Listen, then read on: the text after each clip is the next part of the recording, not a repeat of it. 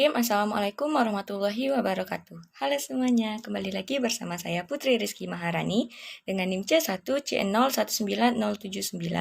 Di video yang ke-10 ini, saya akan menjelaskan materi mengenai akad salam. Selamat menyaksikan. Adapun pokok pembahasan yang akan saya jelaskan dalam akad salam ini ada 5, yaitu pengertian akad salam, jenis akad salam, dasar syariah, perlakuan akuntansi menurut PSAK 103, dan ilustrasi kasus dari akad salam. Langsung saja, yang pertama adalah pengertian akad salam. Kata salam berasal dari kata as-salaf yang berarti pendahuluan, karena pemesan barang menyerahkan uangnya di muka. Salam dapat didefinisikan sebagai transaksi ataupun akad jual beli yang dimana barang yang diperjualbelikan belum ada ketika transaksi dilakukan dan pembeli melakukan pembayaran di muka, sedangkan penyerahan barang dilakukan di kemudian harinya. Menurut PSAK 103, salam didefinisikan sebagai akad jual beli barang pesanan dengan pengiriman di kemudian hari oleh penjual. Kemudian yang kedua adalah jenis akad salam. Akad salam dibagi menjadi 2, yaitu salam dan salam paralel. Salam merupakan transaksi jual beli yang dimana barang yang diperjualbelikan belum ada ketika transaksi dilakukan, yang dimana pembeli melakukan pembayaran di muka sedangkan penyerahan barang dilakukan di kemudian hari. Kemudian jenis akad salam yang kedua adalah salam paralel.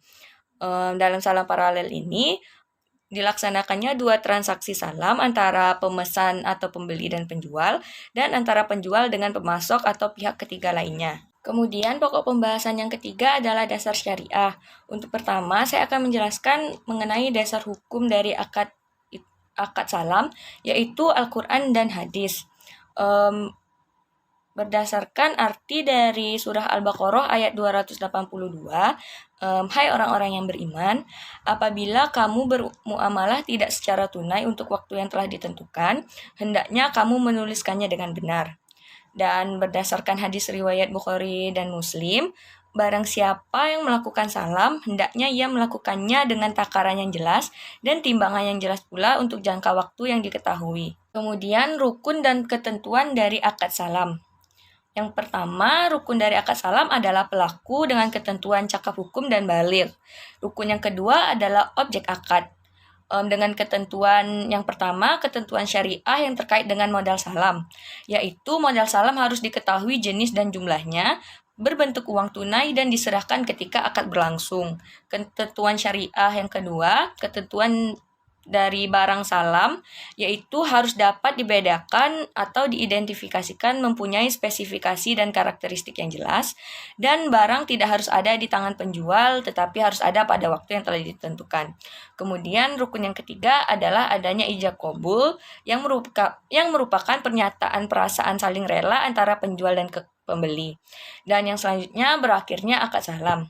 Akad salam dapat berakhir apabila barang yang dipesan tidak ada pada waktu yang telah ditentukan, kemudian barang yang dikirim kualitasnya lebih rendah, dan pembeli memilih untuk menolak ataupun membatalkan akad. Selanjutnya, materi yang keempat adalah perlakuan akuntansi berdasarkan PSAK 103. Yang pertama, saya akan menjelaskan perlakuan akuntansi untuk pembeli. Pengakuan piutang salam diakui pada saat modal usaha salam dibayarkan atau dialihkan kepada penjual. Modal usaha salam disajikan sebagai piutang salam. Kemudian pengukuran modal usaha salam, yaitu modal salam dalam bentuk kas diukur sebesar dengan jumlah yang dibayarkan. Sedangkan modal usaha salam dalam bentuk aset non-kas diukur sebesar nilai wajarnya. Lalu, apabila barang pesanan sesuai dengan akad, maka dinilai sesuai dengan nilai yang telah disepakati. Namun jika barang pesanan berbeda kualitasnya, nilai wajar dari barang pesanan yang diterima nilainya dapat sama atau lebih tinggi dari nilai barang pesanan yang tercantum dalam akad. Dan jika lebih rendah, maka barang pesanan yang diterima diukur sesuai dengan nilai wajar pada saat diterima dan selisihnya diakui sebagai suatu kerugian.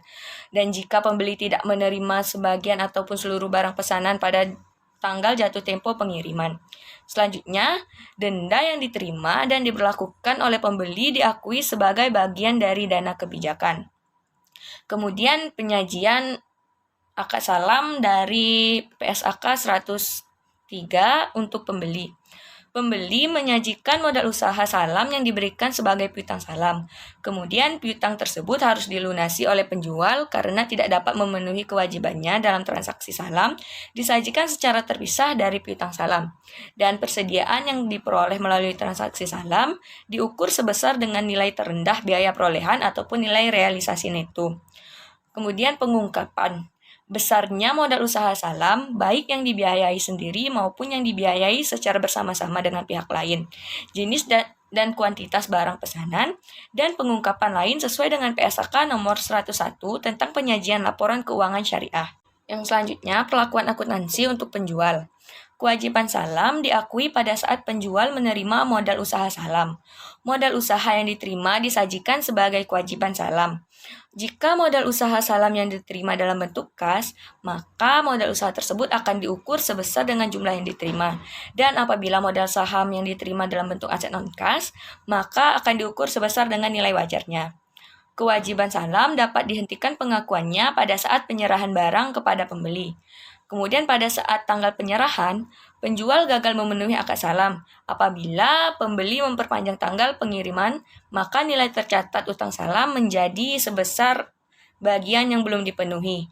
Jika dibatalkan sebagian atau seluruhnya, maka utang salam berubah menjadi utang yang harus dilunasi oleh penjual sebesar bagian yang tidak dapat dipenuhi.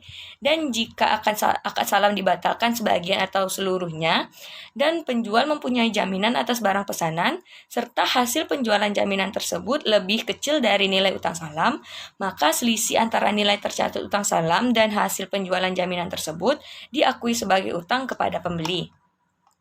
Selanjutnya, apabila penjual melakukan transaksi salam paralel, selisih antara jumlah yang dibayar oleh pembeli akhir dan biaya perolehan barang pesanan diakui sebagai keuntungan ataupun kerugian pada saat penyerahan barang pesanan oleh penjual kepada pembeli.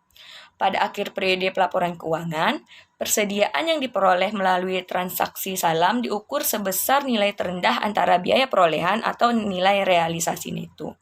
Apabila nilai bersih yang dapat direalisasi lebih rendah dari biaya perolehan, maka selisihnya diakui sebagai suatu kerugian. Selanjutnya, penjual menyajikan modal usaha salam yang diterima sebagai kewajiban salam.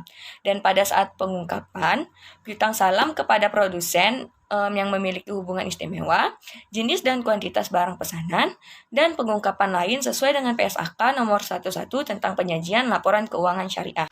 Dan yang terakhir adalah ilustrasi kasus dari akad salam. Untuk soal kasusnya bisa teman-teman baca sendiri di slide. Di sini saya akan menjelaskan langsung mengenai jurnal yang diperlukan. Di sini kita memerlukan 2 jurnal, yaitu jurnal yang pertama adalah aset salam terhadap kas dengan nominal 480 juta rupiah. Dan jurnal yang kedua adalah utang salam terhadap aset salam dan keuntungan salam. Untuk utang salam sebesar 500 juta rupiah, aset salam dikredit sebesar 480 juta rupiah, dan keuntungan salam dikredit juga sebesar 20 juta rupiah. Terima kasih, mungkin hanya itu materi yang dapat saya jelaskan mengenai akad salam. Saya Putri Rizky Maharani, wassalamualaikum warahmatullahi wabarakatuh.